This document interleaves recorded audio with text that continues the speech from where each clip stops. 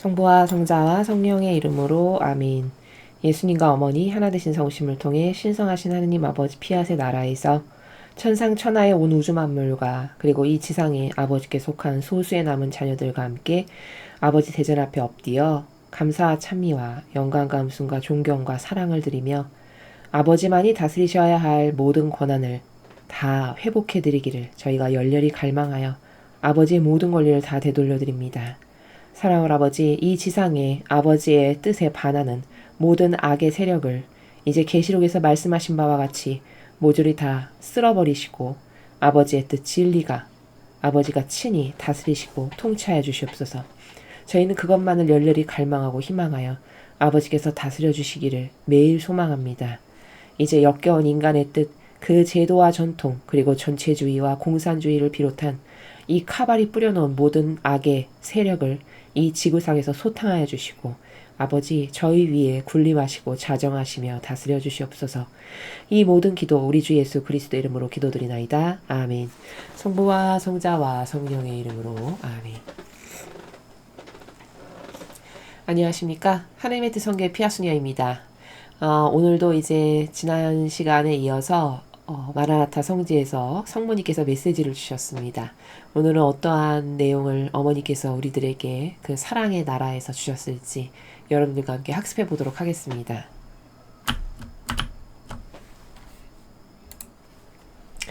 (2024년 9월 14일) 성십자가 현양 축일. 복되신 어머니께서 말씀하십니다. 찬미 예수. 사랑하는 자녀들아, 나는 너희가 각자 또는 단체로서 기도 안에서 일치하기 바란다. 너희는 세상에 살고 있는 이들에게 일어나는 수많은 일이 기도에 대한 너희의 헌신에 달려있다는 사실을 잘 알고 있다. 앞으로 세상에 일어날 많은 일들이 너희 기도 노력에 달려있다. 그러니 내 요청을 가벼이 여기지 마라. 성모님의 말씀이셨습니다. 사랑하는 성모님 감사합니다. 예, 굉장히 간략한 그 내용의 말씀이신데 그렇지만 담고 있는 뜻은 그렇게 단순하진 않습니다. 오늘 제가 여기서 좀 핵심을 가지고 말씀드릴 내용은 뭐냐면은 기도 안에서 일치한다는 게 과연 무슨 뜻일까라는 겁니다. 여기 두 번째 줄에 여러분 보이시죠?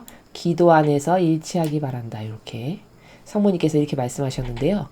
사실 그 문맥은 많이 쓰는 단어죠. 우리가 어떤 공동체 안에서도 우리 기도 안에서 서로 하나 됩시다. 기도 안에서 일치합시다. 이런 이야기를 많이 하죠. 근데 그 나라가 아주 정확하고 구체적으로 어떤 나라를 말씀하시는 건지는 좀 사실 막연합니다. 그래서 오늘은 그것이 막연하지 않게끔 굉장히 구체적이고 사실적으로 저 말이 무슨 뜻이길래 왜 기도 안에서 일치하라고 하시는가를 좀 제가 중점적으로 여러분에게 말씀드리겠습니다. 성모님께서 첫 줄에 사랑하는 자녀들아, 나는 너희가 각자 또는 단체로서 기도 안에서 일치하기 바란다 이렇게 말씀을 하셨거든요. 이제 오늘 제가 키포인트로 말씀드릴 내용인데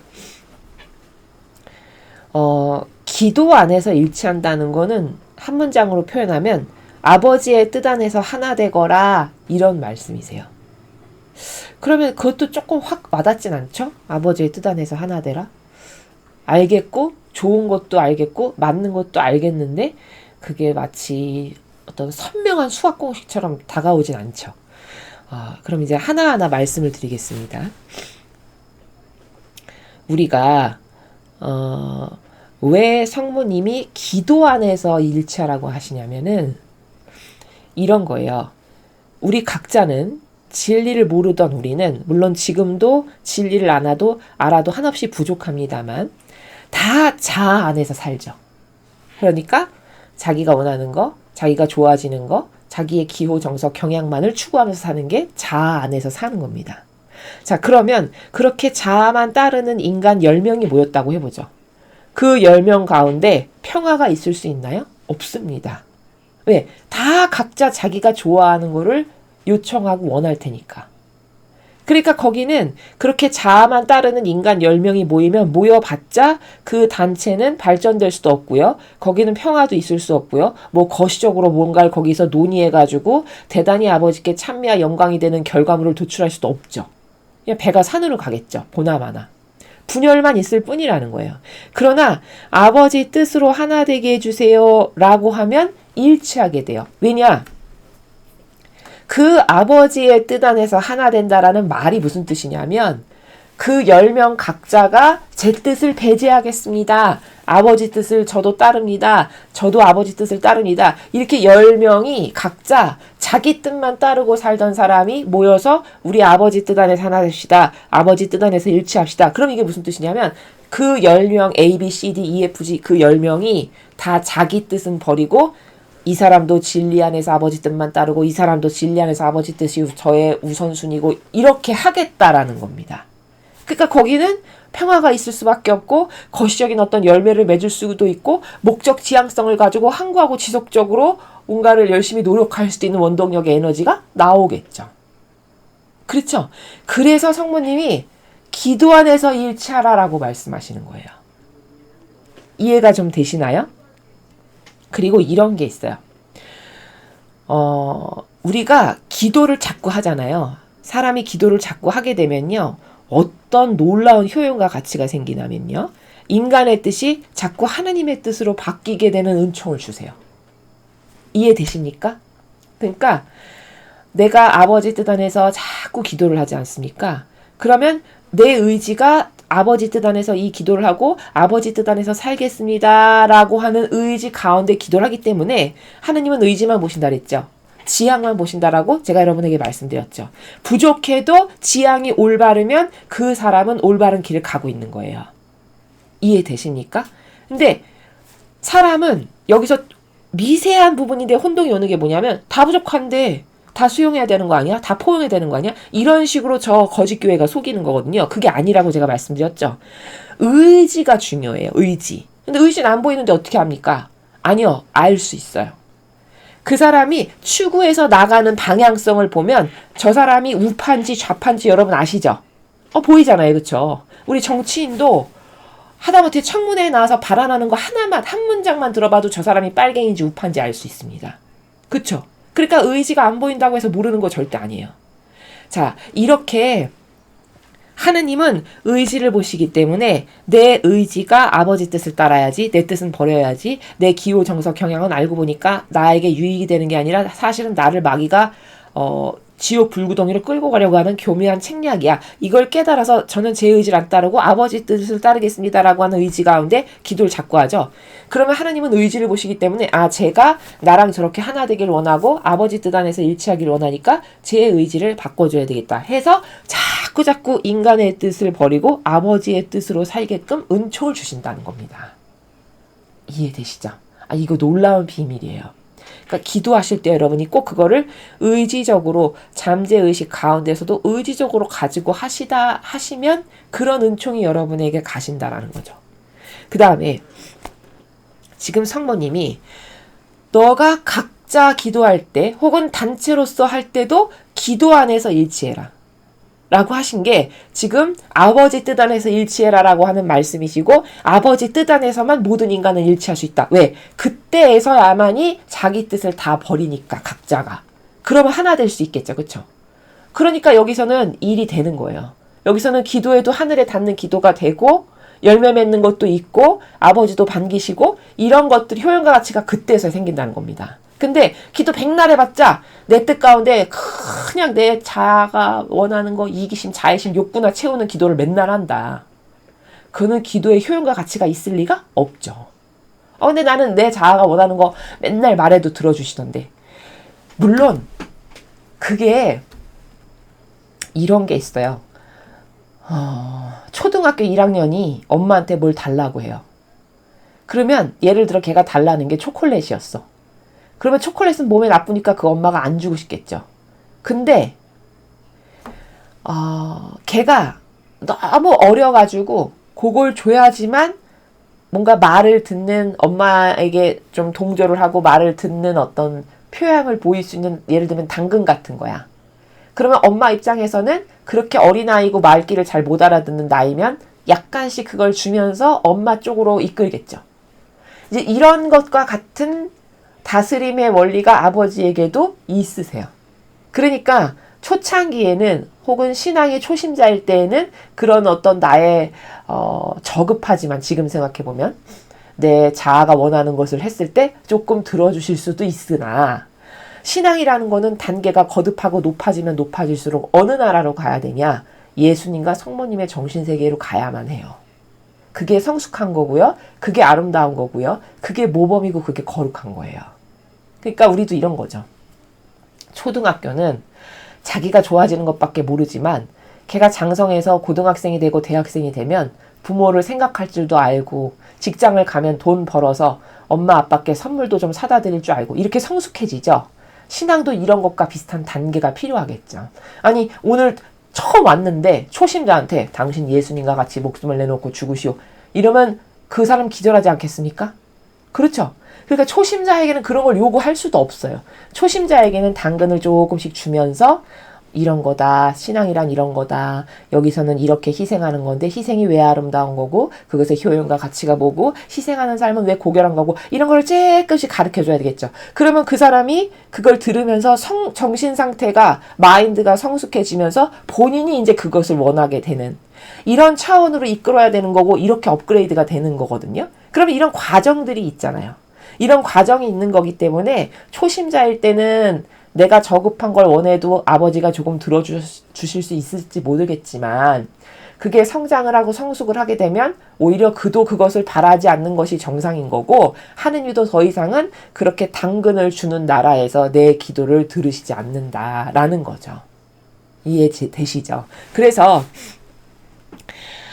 기도 안에서만 일치가 가능한데 그것은 아버지 뜻 안에서 우리가 일치하겠다는 뜻이고 왜 아버지 뜻 안에서는 일치가 가능하냐면 그 모든 사람이 다 의지적으로 그래 아버지 뜻이 옳은 거니까 아버지 뜻만 따라야 돼. 이렇게 해서 다 동의하게 되기 때문에 그때서야 일치가 가능하다라는 거예요. 성모님이 말씀하시는 나라는 지금 그 정신세계에서 말씀하시는 거예요. 그게 기도 안에서 일치한다라고 하는 정신세계의 차원이라는 거죠. 자, 여기까지 이해가 되셨죠? 그러니까 정리하면 단체건 개인이건 하나가 될 수 없어요. 여러분 4명의 식구가 사는 가정공동체도요. 하나 되기 쉽나요? 하나 되기 어려우시죠? 그건 왜 그럴까요? 그 4명이 추구하는 바가 다 달라서예요. 다 자기가 좋아지는 것만을 원해요. 그렇죠? 그리고 그것만을 주장해요. 4명이. 그러니까 여긴 평화가 있을 수가 없고 하나가 될 수가 없는 거거든요. 근데 가정 공동체도요. 가장이 딱 기틀을 딱 잡아가지고 자 우리 집안은 가훈이 오늘부터 하느님의 뜻으로 하나 되자다. 그러니까 아버지 뜻 진리 가운데서 각자 자기 건 다 버려. 그리고 우리 모두가 추구하는 바는 하느님의 뜻 진리야. 동의합니까? 이렇게 해서 4명이 동의해서 그 아버지의 뜻 진리로 각자의 위치에서 자기가 할 수 있는 희생과 고통을 사랑하면서 상대가 좋아지길 바라는 사랑 가운데 산다면 얼마나 아름답겠습니까? 거기 분열이 있을 리가 없게 되는 거죠. 이렇게 돼야 되는 거거든요. 그게 바로 기도 안에서 일치하는 게 바로 그런 거예요. 그래서 이렇게 단체나 개인은 하나가 될 수 없는데 모두가 다 인간적 나라에서 살면서 자기가 좋아지는 걸 추구하기 때문이다. 그러나 마귀를 데리고 사는 사람도요.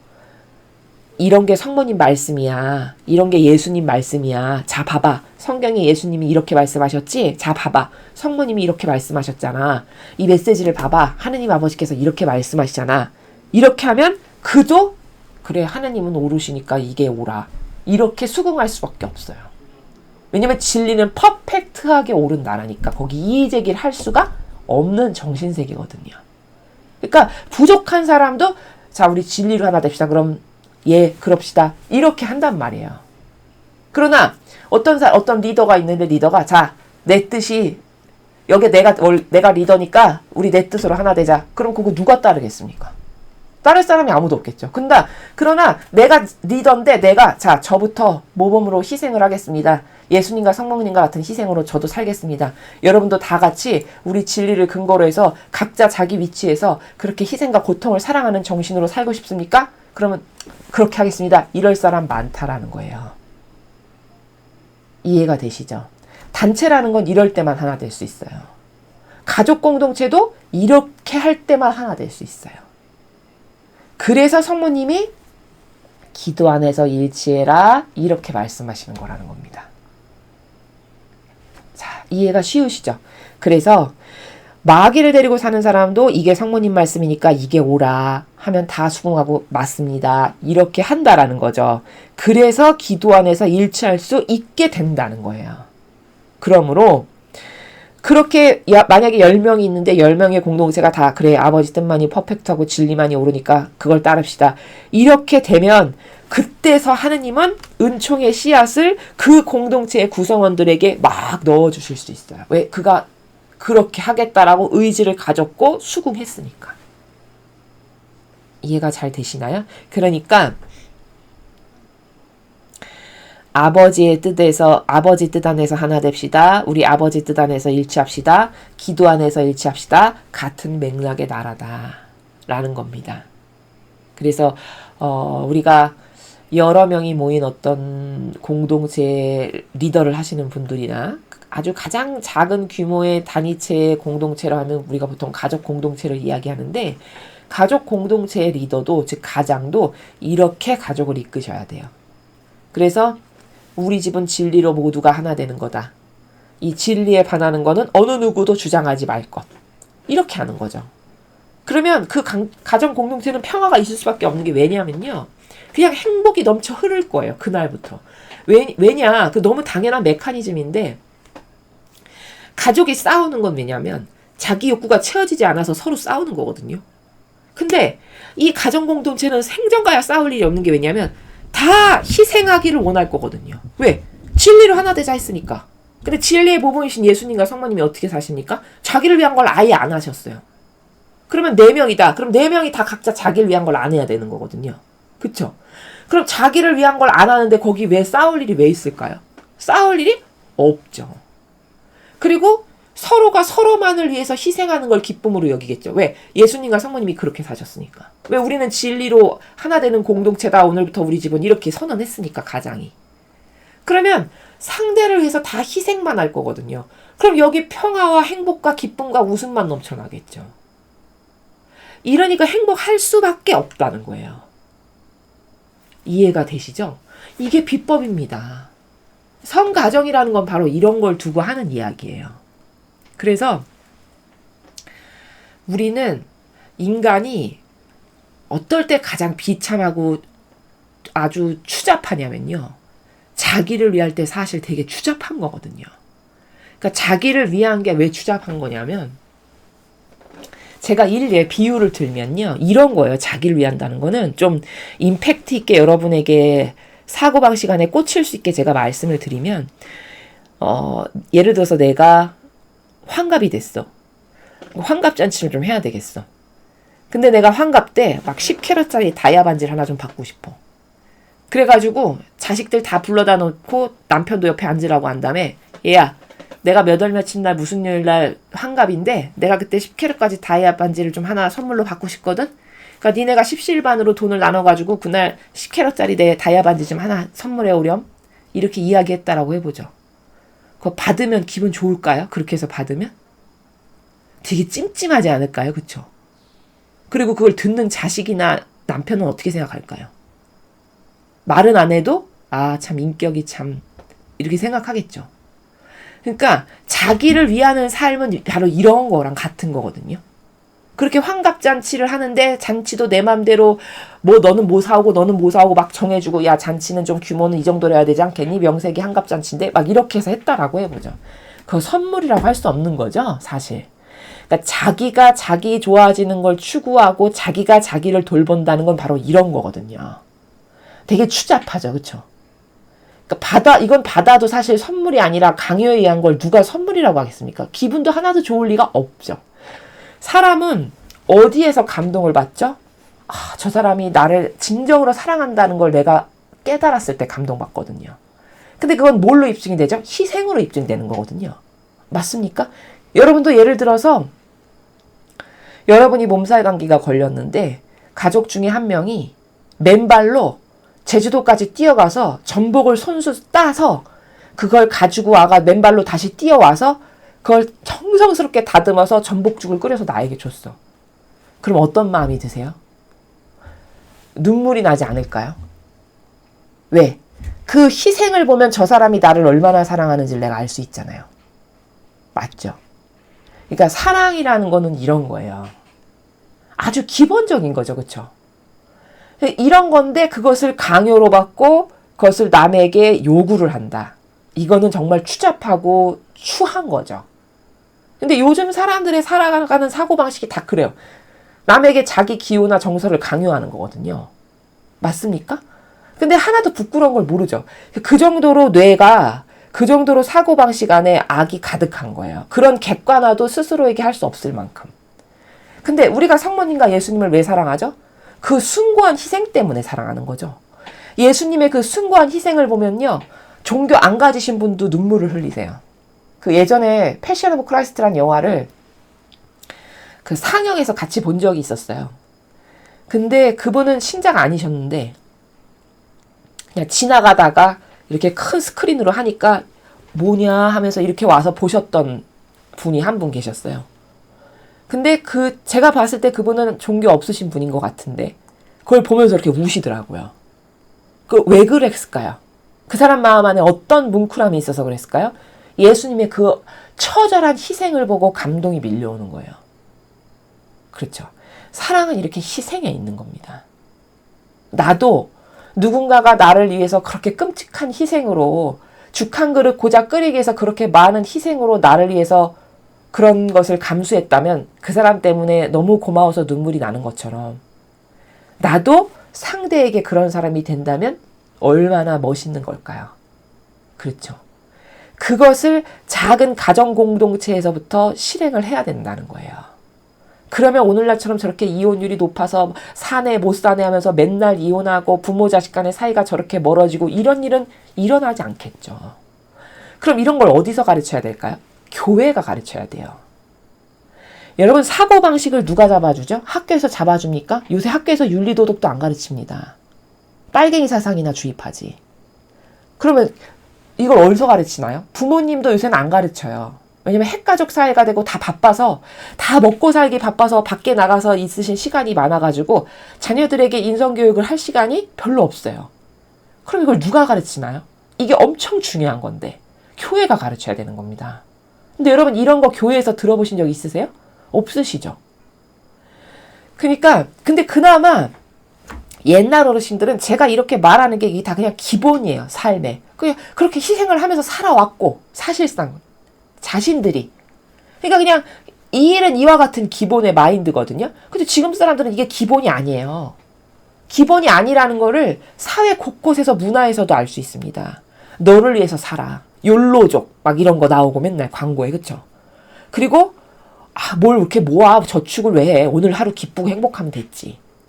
이렇게 한탕주의, 자기를 만족시키는 걸 끊임없이 추구하라고 광고나 문화나 영화나 온갖 곳에서 계속 주입하죠. 젊은 세대에게.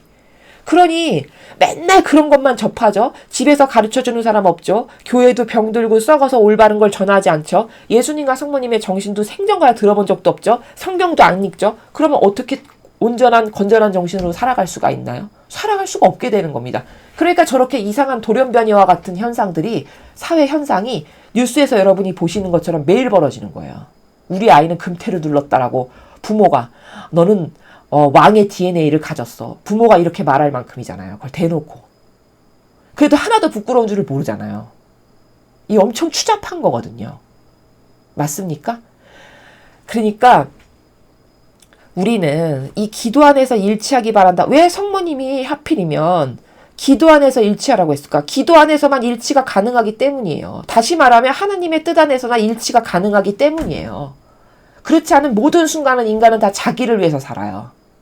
다 자아를 추구하고 다 자기 기호 정서를 따르고 내가 추구하는 논리와 주장을 끊임없이 남에게 강요해서 들이밀고 이게 인간의 지금의 현재 이 시대를 살아가는 인간의 수준이지 않습니까? 거기 어떻게 평화가 있을 수 있겠어요? 그렇죠. 그래서 우리는 내 뜻이라고 하는 자아를 버리고 아버지 뜻으로 하나 되지 않는다. 그런 비전이 없어요, 일단. 비전이 없습니다. 거기는 분열만 있을 거고요. 거긴 거시적인 목표를 세워서 뭘 이룰 수도 없고요. 그렇죠? 맨날 싸우고 분열만 일어나고 서로 남 탓하기에 바쁘겠죠. 그렇죠. 그래서 지금 여기서 기도 안에서 일치하기 바란다. 별것 아닌 걸로 휙 읽고 지나가기 쉬운 문맥이에요. 그냥 평이한 문맥으로 보입니다. 그러나 기도 안에서 일치하란 말이 지금 제가 이렇게 20분 넘게 설명한 것과 같은 정신세계의 나라의 차원을 성모님이 말씀하시는 거거든요. 그리고 그 세계 안에서만 일치가 가능한 거거든요. 맞죠? 그러니 여러분 각자가 먼저 모범으로 자기 뜻을 버리고 가장 먼저 일치를 이루어야 될 건 가장 작은 소공동체인 가정부터, 내가 속해 있는 가정부터 이거를 이루시기 바랍니다. 그래야 그 가정이 퍼져나가서 어떤 작은 공동체, 단위체 혹은 기업에 가서도 이런 정신을 가지고 있는 사람이 많아지면 그 기업은 성공할 수밖에 없어요. 왜냐? 여러분 요즘에 이건 제가 실제로 들은 건데 어떤 식당을 하시는 그 CEO 분이 그런 말을 하셨어요. 요즘은 사람을 부리기가 너무 힘들다는 거예요. 그래서 그렇죠. 힘든 일을 안 하려고 해서 그렇죠. 했더니 물론 그런 것도 있는데 그것보다 더 문제가 뭐냐면 사람들이 다 이기적이어가지고 옛날은 이렇게 식당을 해서 종업원을 구하면요. 자기 일하고 조금 시간이 짜투리가 남으면 저 사람 바쁜 것 같으면 가서 막 도와주거든요. 근데 요즘 사람은요. 이게 내 업무잖아요. 이 내 업무가 남고 시간이 남잖아요. 그럼 저 사람이 바빠서 발을 동동 굴러도 안 도와준다는 거예요. 내 일 아니라고 해서. 이런 게 왜 발생할까요? 이기주의니까. 요만큼도 나는 손해를 안 보겠다 이거죠. 맞죠? 그러면 그런 사업장에 작업 능률이 오르거나 그 어떤 생산성이 증가를 할 수 있을까요? 절대 그럴 수가 없습니다. 그렇겠죠, 그렇죠? 그러니까 이렇게 희생하는 정신이 자꾸 사라지고 고통을 싫어하잖아요. 그러면서 가정도 망하고요. 기업체도 그래서 망하는 거고요. 그런 기업체가 모여서 국가가 되는 거지 않습니까? 그런 구성원들이 모여서 국가도 그러니까 망하는 거예요. 그렇게 되면. 그러니까 이건 안 될 일인 거거든요. 근데 예를 들어서 10명인데 어떤 사업장의 직원이 그냥 저 사람 일이 내 일이라고 생각해서 몸을 아끼지 않고 다 서로가 서로에게 도움이 되는 존재가 되고자 해서 내가 하고 시간이 나면 저 사람이 바쁘면 가서 도와주고 막 이런 거를 누구 하나 가릴 것 없이 다 그렇게 한다. 얼마나 거기 발전적인 직장이 되겠습니까? 영업 생산성이 확 오르겠죠. 그렇죠? 이렇게 되는 거거든요. 근데 왜 그런 걸 기피할까? 어차피 월급 똑같이 똑같이 받는데 내가 왜 저거를 해서 노동을 더 해야 돼? 이렇게 얄팍한 생각. 그 아주 얄팍한 이 자애심과 이기심 때문에 안 도와주는 거죠. 그쵸? 그럼 여러분 요즘 사람들의 사고방식이 얼마나 근시안적이냐면요. 그게 이득이 될 것 같잖아요. 이득이 될 거라고 해서 그렇게 자기 몸을 사리는 거잖아요. 그게 결과적으로 이득이 안 된다라는 걸 제가 입증할게요. 만약에 그렇게 얄팍한 사람들만 10명이 모였어요. 그래서 그 직장이 생산성이 팍팍 오르고 수익률이 높아져가지고 점점 회사가 잘 되면 성과급도 자기에게 많이 돌아오고 자기도 뭐 승진할 수 있는 기회도 생기고 이렇게 되는 거죠. 그쵸? 그러니까 회사가 발전하면 그게 곧 내가 좋아지는 거라는 마인드가 이게 희생하는 사람의 거시적 마인드는 이런 거거든요. 근데 얄팍해가지고 근시안적인 소경으로 살아가면 그냥 오로지 나 하나밖에 몰라요. 그러니까 내가 손해보는 건 요만큼도 안 해야지 해서 손을 탁탁 털면서 내 거 아닌 건 절대 안 해. 그러면 그런 사람 10명이 모였다고 생각해보죠. 거기 발전 있을까요? 발전 없겠죠. 그렇죠? 그러면 그런 사람만 모여서 산다면 그 직장은 점점 쇠퇴하게 돼요. 발전적인 성과를 이뤄낼 수가 없어요. 그러면 그렇게 돼서 점점 경기가 어려워가지고 만약에 그 회사가 지금보다 더 열악해진다. 그럼 본인도 그 직장에 문 닫으면 일자리 잃어버리는 거 아닌가요? 맞습니까? 이렇게 되는 거예요. 그럼 거시적으로 봤을 때 본인에게 손해죠. 그렇죠? 근데 사람이 근시안적 소경으로 갇히면요. 이런 사고방식이 자기에게 있지가 않아요. 그리고 본질적으로 봤을 때도 여러분 생각해보죠. 그게 왜 손해냐? 천상에 가는 건요. 공로로 가요. 그럼 공로라는 건 뭐냐면 이 지상에서 살 때 하느님을 위해서 내가 뭔가 한 게 있어야 돼요. 그렇죠? 그러면 하느님을 위해서 뭔가 한 게 그렇게 얄팍한 이기심과 자애심밖에 없는 사람에게 이 지상에서 한평생 살면서 하느님을 위해서 한 게 있을까요? 그런 사람이? 결단코 없겠죠. 남의 거 요만큼도 안 도와주는 마인드인데. 그쵸? 그럼 죽고 나서 그 사람이 갈 곳은 어딜까요? 안 봐도 뻔해요. 그렇죠? 그럼 거시적으로 봤을 때 이렇게 사는 게 본인에게 손해죠. 영적으로도. 육적으로도 보나 영적으로도 보나 이게 다 손해인 거거든요. 근데 그런 마인드를 가질 수가 없게끔 마귀가 이 문화와 정서와 이 빨갱이와 카발이 뿌려놓은 이 수많은 악조건의 환경과 게다가 교육도 똑바로 못 받고 요새는 한두 명밖에 안 낳잖아요. 그러니까 이기주의의 극치예요, 다.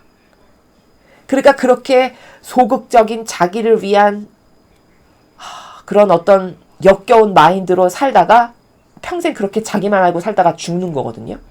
그러면 결국 자기에게 손해라는 걸 제가 지금 이렇게 입증을 하는 겁니다. 이해가 되시나요? 그러니까 근시안적인 건 당장 눈앞의 이득, 당장 내가 이득 볼 거, 요것밖에는 모르는 머저리와 같은 사고방식이에요. 근데 그런 사고방식을 하는 사람에게는 미래가 있을 수 없고요. 비전도 있을 수 없고 하느님도 그런 영혼 돌보시지 않으세요. 이해되십니까? 그러니까 사실은 희생하는 게 부자 되는 길이고요. 고통을 사랑하는 게 부자 되는 길입니다. 성공하는 이 세상에서도 성공하는 사람들을 이렇게 보면은요. 굉장히 남보다 바지런하죠. 그렇죠. 남보다 바지런하고 남 10번 뛸 거 20번 뛰고 이렇게 해야지만 성공하죠. 그러면 자연법에서도 공식이 뭡니까? 아, 그래. 희생이 들어가야 성공하는구나. 이게 공식이잖아요. 그렇죠. 아주 간단하고 쉬운 거죠. 근데 그런 것을 본인이 발견할 수는 없게 되는 거죠. 그 프레임에 갇히게 되면. 그 좁아 터진 이기심 안에 갇히게 되면 이런 게 안 보이게 된다는 거죠. 그래서 우리는 아버지 뜻 안에서 살아가는 게 비전이다. 내 자아가 원하는 욕구를 버릴 때만 내가 진정으로 부자 될 수 있다. 그게 사실은 본인이 진정으로 좋아지는 길이다. 이런 것에 대한 교육을 여러분 자녀들에게 가정에서 하셔야 돼요. 안타깝지만 지금은 종교가 그 역할을 안 하거든요. 그러니까 가정교육을 진리를 들으시는 여러분께서 여러분의 자녀들 혹은 주변에 이런 이야기를 해도 좀 새겨 들을 만하다. 어떤 건전한 마인드가 기본적으로 있어서 그런 사람들에게 자꾸 전파하셔야 되겠죠. 그래야 가정이 건강해지고 소공동체가 건강해지고 그래야 국가의 인프라가 인재가 인프라 아니겠습니까? 그 인프라가 건강한 인프라가 많이 생긴다라는 거죠. 자, 이 엄청 중요한 겁니다. 그래서 기도 안에서 일치하가 하라가 무슨 뜻인가를 제가 지금 이렇게 오랜 시간을 들여서 객관화를 해서 여러분에게 설명드렸습니다. 너희는 세상에 살고 있는 이들에게 일어나는 수많은 일이 기도에 대한 너희의 헌신에 달려있다는 사실을 잘 알고 있다. 자, 이것도 너무너무 리얼한 팩트예요.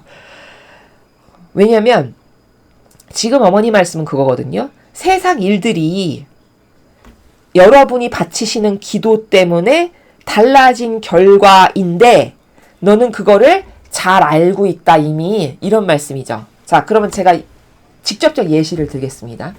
여러분 지금 이 정권, 지금 윤 대통령이 대통령으로 있는 요 정권의 대통령을 우리가 뽑기 위해서 얼마나 많은 기도를 했나요? 여러분 기도하셨나요? 기도하셨죠. 저도 대통령 선거 있기 몇 달 전부터 계속 기도했고 당일날은 잠 안 자고 기도했어요. 선거 당일날은요. 개표방송 계속 보면서 밤새면서 기도했거든요. 그러면 이렇게 우리의 많은 기도와 열망과 갈망이 있었기 때문에 그나마 저 정권이 지금 대통령직을 수행하는 정권으로 탄생이 된 거잖아요. 물론 부족한 게 있다 하더라도 그 반대파가 된 것보다는 훨씬 나은 결과를 지금 우리가 도출해낸 거죠. 그렇죠? 근데 기도하는 사람 하나도 없었어도 이런 일이 있을 수 있었을까요? 전 절대 없다는 걸 장담해요. 이해되십니까? 그래서 심지어 저희 그 채널에 어떤 분이 그런 댓글도 남기셨어요. 수녀님, 이 대통령 선거를 위해서 우파가 당선되기 위해서 기도를 독려해 주시고 격려해 주셔서 너무너무 감사합니다. 이런 댓글 쓰신 분도 있으셨거든요. 아, 제가 그거 보고 참 감동받았었는데 앞으로도 그런 기도를 많이 해달라고 그분이 말씀을 하셨었거든요. 바로 이게 뭐냐? 지금 어머니가 말씀하시는 너희는 세상에 살고 있는 이들에게 일어나는 수많은 일이 기도에 대한 너희 헌신에 달려있다는 사실을 잘 알고 있다의 예시가 바로 이 정권이 탄생하게 된 배경에 우리의 막강한 기도가 분명히 한 몫을 했다라는 걸 여러분은 자부심으로 가지시라는 거예요. 그게 진실한 리얼한 팩트니까요. 이해가 되시죠? 보통 우리가 신앙인조차도 이런 관점이 있기 때문에 기도에 대해서 되게 중요하게 생각 안 하는 분들이 많아요. 그러니까 어떤 거냐면 나 하나 뭐 기도한다고 해서 달라지겠어. 이런 마인드를 갖고 계신 분이 엄청 많아요. 의외로. 근데 여러분 그렇게 나 하나 한다 해서 달라지겠어 라는 사람이 100명이 있어서 100명이 다 기도를 안 했다. 그럼 이거는 엄청난 손실이죠. 그러니까 제가 다른 데서도 말씀드렸다시피 나 아니면 할 사람 없어. 이 마음으로 기도하셔야 된다니까요. 내가 오늘 기도 이거 한단 안 하지? 그러면 이 나라는 빨갱이로 더 가득한 나라가 돼. 이 마인드, 그러면 안 할 수가 없게 되겠죠. 그렇죠? 이 마인드로 기도를 아주 정열적이고 적극적이고 열성적으로 하셔야 된다니까요. 이해되시죠?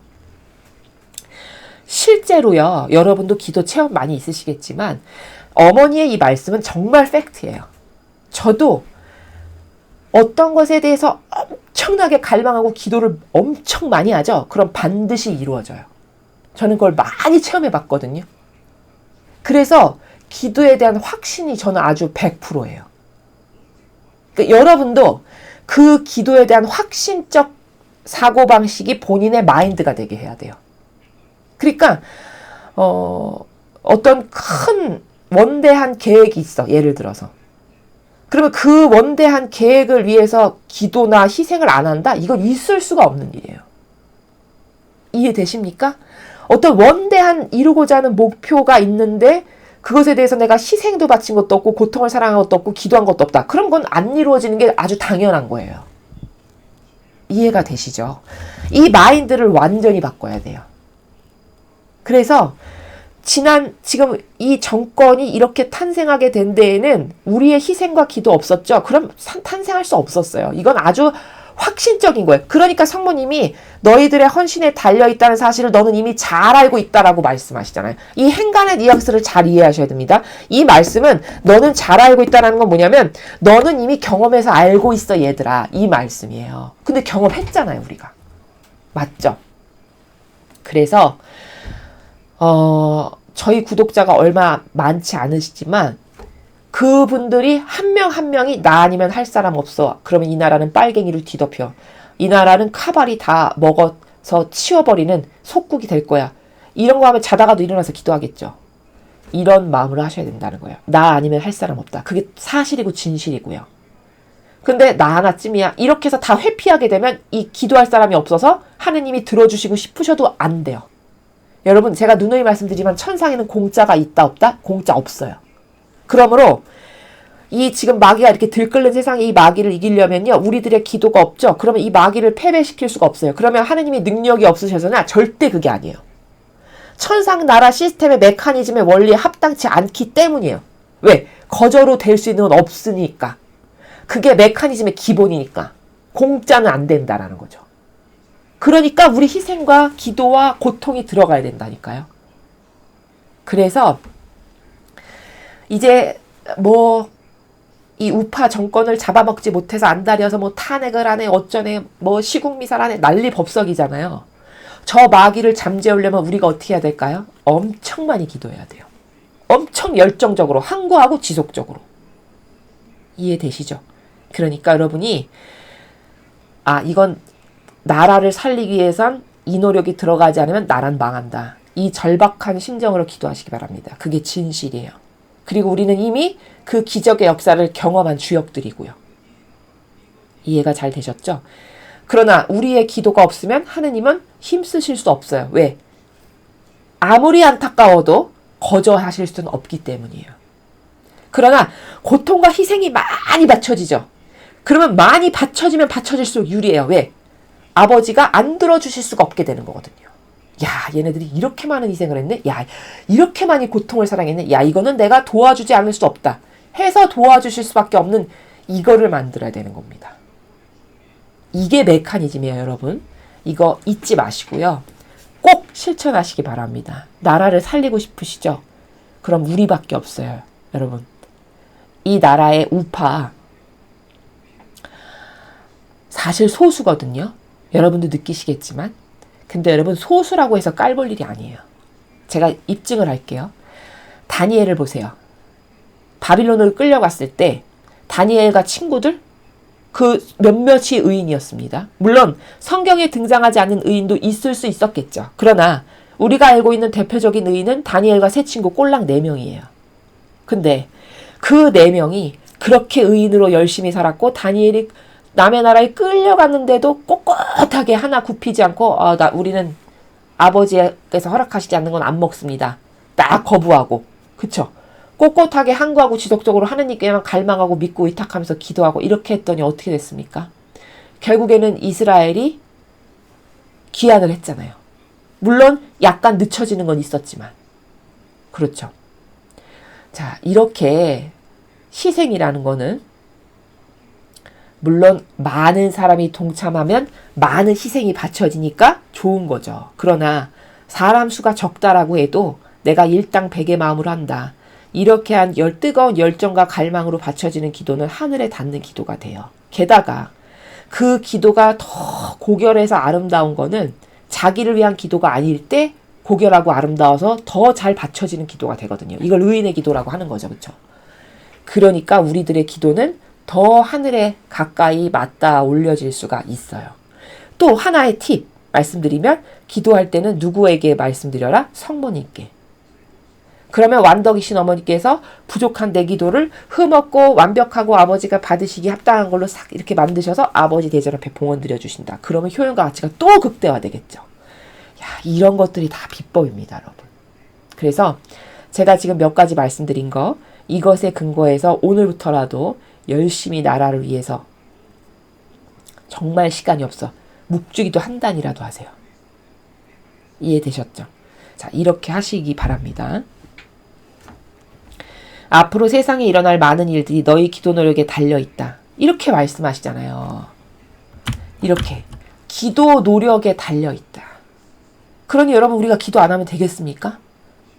마귀에게 잡아먹힌 나라가 돼도 괜찮으시겠어요? 그럴 수 없잖아요. 그렇죠.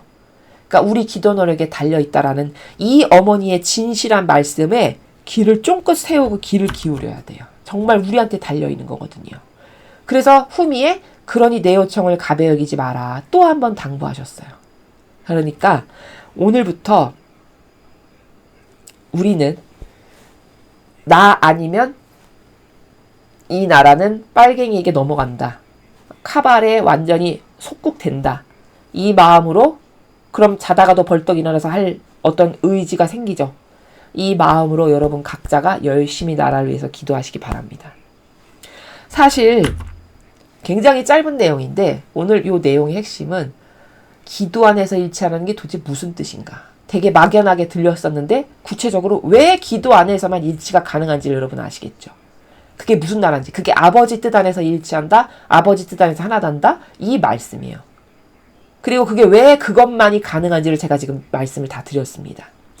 사실 제가 서두에 아버지 어서 오셔서 다스려주세요. 저희는 아버지 다스림만을 원합니다. 이렇게 말씀을 자꾸 드리죠. 그 하느님의 뜻으로만 다스려져야 되는 게 맞아요. 다스림의 주권자는 누구죠? 아버지세요. 인간이 아닙니다. 근데 인간이 지금 다 아버지가 다스리셔야 될 모든 권한과 제도, 전통을 다 갈취해서 본인들이 다스리고 있는 거거든요. 그쵸? 특히 변질된 거짓 교회, 그리고 요 빨갱이의 세력이. 그렇죠. 그 대표적인 나라가 북한이고 중국이에요. 그 인간이 통치하는 거지 뭡니까? 그렇죠. 근데 아니 그렇게 본인이 그 마귀가 통치해도 좋다고 하느님이 언제 허락하셨나요? 아버지의 통치권이 다 갈취당한 거거든요. 그렇게. 그러니까 이 통치는 아버지만 하셔야 된다라는 걸 회복시켜 드려야 돼요. 제가 그래서 서두에 그런 기도를 계속하는 거거든요. 그러니까 아버지 뜻, 여러분도 아버지의 뜻만이 여러분이 다스려 주셨으면 좋으시겠죠. 그것만이 진리고 퍼펙트하고 완벽한 거니까. 그러면 아버지 뜻으로 다스려 주세요라고 청하는 사람이 많아져야 돼요. 그러면 그걸 갈망하는 사람이 점점 많아지면 하느님께서 보시기에 나를 원하는 애들이 저렇게 많구나 해서 직접 오셔서 다스리실 수 있는 시대가 그때서야 앞당겨질 수 있는 거거든요. 이해되십니까? 그래서 제가 그 기도를 자꾸 하는 거예요. 여러분도 같이 하시라고. 아버지만이 다스리셔야 되고 그 아버지가 다스리시는 시대가 오는 게 천년 왕국이고 그게 이제 새 예루살렘이에요. 그 시대가 올 거고 반드시 계시록에서 말씀하셨으니까 그게 더 빨리 오시기를 갈망해서 이렇게 기도를 하고 있는 거거든요. 그러니까 여러분도 댁에서 그 기도를 많이 하십시오. 청원하는 사람이 많아지면 천상나라의 메커니즘은 한 명이 청하는 것보다 여러 명이 청한다. 그럼 아 저렇게 많이 원하는구나. 내가 이제 내려가도 되겠다. 이렇게 아버지는 바라보신다는 거죠. 그래서 나라를 위한 기도 그리고 이렇게 아버지 뜻이 다스려주세요라고 하는 기도 여러분도 이 기도를 많이 하시고 앞으로 기도 생활을 하실 때 기도 안에서 일치한다는 게 무슨 뜻인지를 내재적으로 잘 인식을 하셔서 그 정신세계 나라에서 그 나라에서 여러분이 자꾸 기도 생활을 하시기 바랍니다. 그래서 우리 모두가 바라고 갈망하는 하느님의 뜻이 세상을 다스리시는 그 시기가 앞당겨질 수 있도록 이 강의를 들으시는 여러분 모두가 동참하셨으면 좋겠습니다. 이상으로 2024년 9월 14일 성십자가 현양축일 메시지 해설을 마치겠습니다. 감사합니다.